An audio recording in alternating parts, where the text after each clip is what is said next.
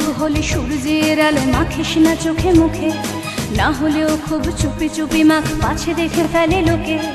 সম্ভব হলে সূর্যের আলো মাখিস না চোখে মুখে, না হলেও খুব চুপি চুপি মাখ, পাছে দেখে ফেলে লোকে।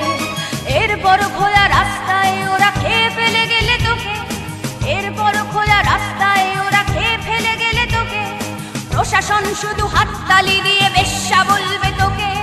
চিৎকার করবে দেখি কত দূর বলা যায়, আমাদের শুধু মোমবাতি হাতে নীরব থাকার দায়।